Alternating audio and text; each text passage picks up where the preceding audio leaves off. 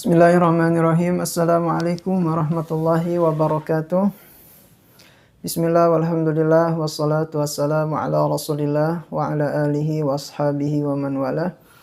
Allahumma salli ala Sayyidina Muhammad wa ala ali Sayyidina Muhammad. Allahumma inna nastahdika li arsyadi amdina wa zidna ilman yanfa'una wa ba'du. Teman-teman yang dimuliakan Allah Subhanahu wa taala, izinkan saya melanjutkan kajian kitab Al-Hikam Ibnu Athaillah karya Syarah Asy-Syarnubi karya Abdul Majid Asy-Syarnubi, yang dalam kesempatan ini kita membahas hikmah yang kedua. Di dalam hikmah yang kedua ini kita akan diajarkan oleh Imam Ibnu Athaillah untuk memahami posisi kita, apakah ada di dalam maqam asbab atau di dalam maqam tajrid. Memahami posisi kita sebagaimana yang dikehendaki Allah Subhanahu wa taala, bukan sebagaimana yang dikehendaki oleh nafsu, hawa nafsu kita. Karena bisa jadi secara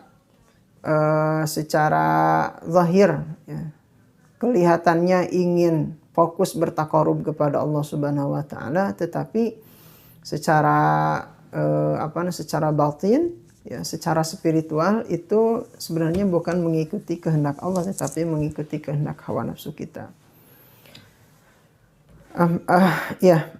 Di dalam hikmah yang kedua ini Imam Ibnu Athaillah memberikan gambaran kepada kita, memberikan pelajaran kepada kita dua kondisi. Yang pertama yang disebut dengan tajrid. Tajrid itu adalah seseorang meninggalkan sebab-sebab untuk mencari rezeki atau mencari wasilah, tetapi dengan tetap berpegang teguh kepada kehendak Allah Subhanahu wa taala. Kondisi yang kedua yang disebut oleh Ibnu Athaillah dengan kondisi asbab, di mana kondisi seseorang mencari rezeki, mencari sebab-sebab, mencari wasilah-wasilah untuk mendapatkan sesuatu yang ia kehendaki. Hikmah itu mengatakan iradatuka at-tajrid ma'a iqamatillahi iyyaka fil asbab minasyahwatil khafiyah. Keinginan kamu untuk meninggalkan sebab-sebab atau dalam kurung tajrid, padahal ma'a iqamatillahi iyyaka fil asbab, padahal Allah menempatkan kamu dalam maqam asbab, dalam maqam suatu kondisi di mana kamu harus melakukan sebab mencari rezeki. Hal itu termasuk minasyahwatil khafiyah, syahwat yang tersembunyi. Kondisi yang kedua, wa iradatukal asbab ma'a iqamatillahi iyyaka fi tajrid inhitatun 'anil himmatil 'aliyah. Dan keinginan kamu menuju kondisi asbab, padahal Allah Subhanahu wa taala menempatkan kamu dalam kondisi tajrid, dalam maqam tajrid, merupakan inhitatun 'anil himmatil 'aliyah. Merupakan penurunan dari cita-cita yang mulia. Nah, kondisi yang pertama tadi, seseorang ingin meninggalkan asbab, padahal Allah Subhanahu wa taala menempatkan dia dalam kondisi asbab. Misalkan seseorang mengharuskan kondisinya untuk mencari rezeki yang halal, mengharuskan kondisinya untuk menyibukkan diri dalam mencari ilmu yang zahir, mencari ilmu misalnya ke pesantren. Atau seseorang katakanlah harus pergi keluar kota untuk mencari rezeki. Nah, itu kalau itu dia lakukan, kalau memang kondisinya mengharuskan seperti itu untuk menafkahi anak istri, ya dia harus melakukan itu. Jangan sampai ketika kondisinya memang asbab, kondisinya memang mengharuskan dia untuk mencari rezeki asbab, tetapi dia kemudian menolak posisi itu dan mengikuti keinginan nafsunya untuk tajrid. Makanya di sini kenapa disebut syahwah khafiyah? Kenapa disebut syahwat kondisi seperti itu? yang harusnya posisinya asbab, ya, tetapi dia berkeinginan kuat atau memaksakan diri dalam kondisi tajrid. Kenapa disebut syahwat? Amma kaunuha minasyahwah fali adami ukufika ma'amuradi maulaka. Disebut syahwat karena dia sedang mengikuti hawa nafsunya, tidak mengikuti kehendak Allah. Li adami ukufika ma'amuradi maulaka. Dia tidak mau mengikuti, ya, kehendak Allah Subhanahu wa taala, di mana Allah Subhanahu wa taala menempatkan posisinya di dalam maqam asbab, tetapi dia kemudian lari dari maqam asbab. Dia tidak mau kerja, dia nganggur. Bahasanya nanti juga Allah yang akan memenuhi, nanti saya akan mendapatkan rezeki yang tidak terduga, padahal kondisinya sedang dalam kondisi asbab. Wa amma kaunuha khafiyah, dan kenapa disebut syahwat yang tersembunyi, yang tersembunyi? Falikaunika lam taksud bidzalika hadza nafsika fil ajil bal ataqarrub bitajarrud liman khalaqaka wa sawaka.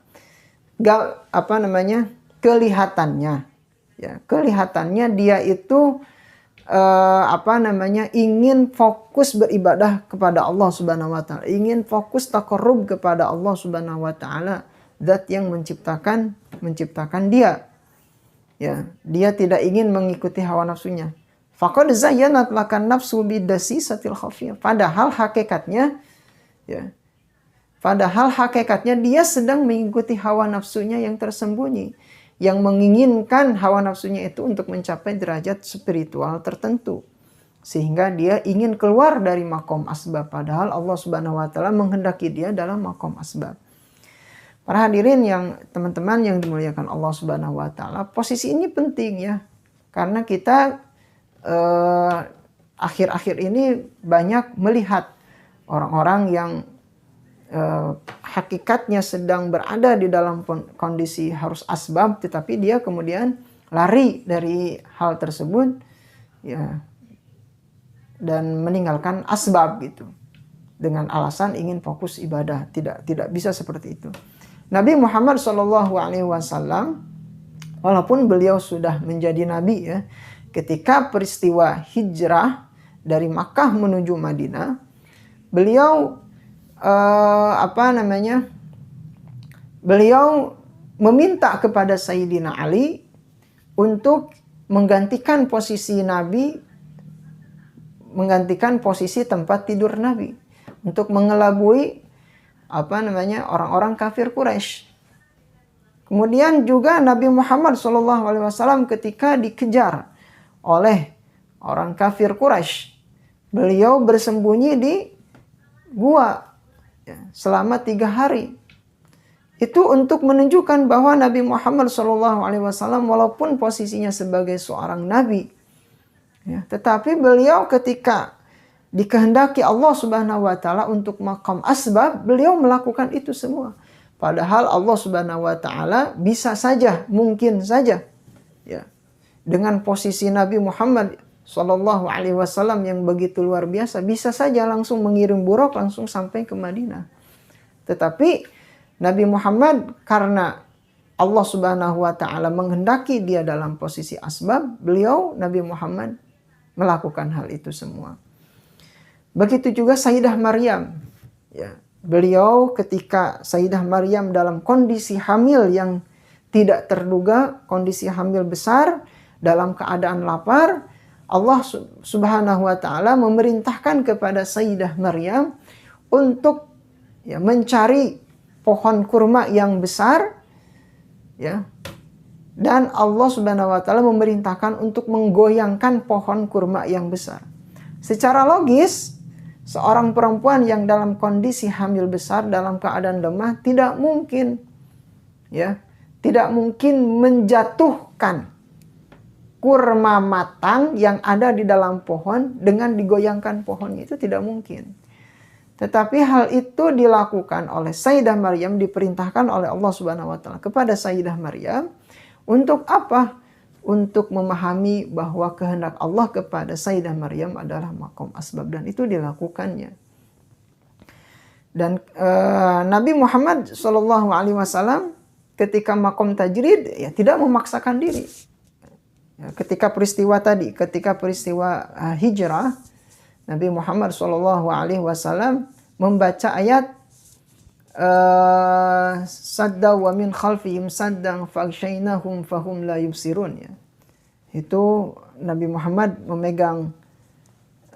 mengambil tanah, kemudian tanahnya dibacakan ayat tersebut, kemudian dilemparkan. Ketika dilemparkan tanahnya itu, ya, Nabi Muhammad tidak dapat dilihat oleh orang kafir Quraisy ketika meninggalkan kota Mekah. Itu adalah maqam tajrid.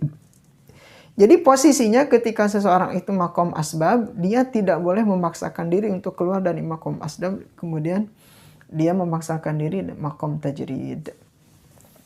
Sebaliknya, wa kadzalika iradatuka al-asbab asy-syaghilah 'anillahil karim ma'a iqamatihi iyyaka fi tajrid wa rizquka min hais ma'a iqamati iyyaka fi tajrid wa razaqaka min haitsu la tahtasib bi fadlil amim inhitatun 'anil himmatil 'aliyah.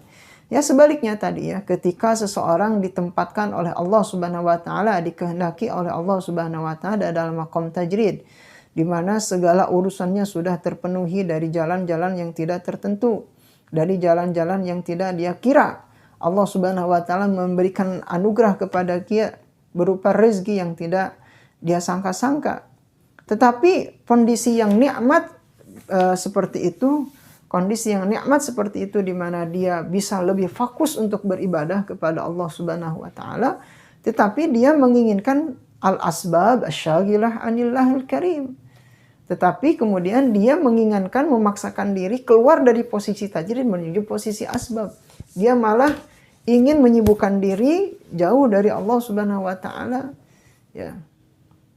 Maka itu adalah inhitatun 'anil himmatil 'aliyah. Itu adalah penurunan cita-cita yang tinggi. Ketika seseorang mempunyai banyak waktu luang untuk beribadah, tetapi dia tidak melakukannya, malah menyibukkan diri dengan hal-hal yang remeh-temeh, nah, itu adalah inhitat 'anil himmatil 'aliyah. Katakanlah anaknya sudah besar, udah pada kuliah, udah pada nikah, dianya juga udah pensiun, ya, maka yang harus dia lakukan apa?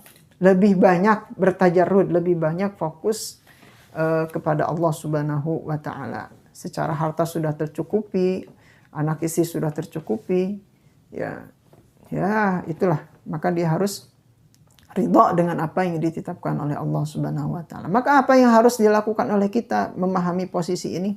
Falzam ayyuhal murid ma radhihi lakal azizul hamid.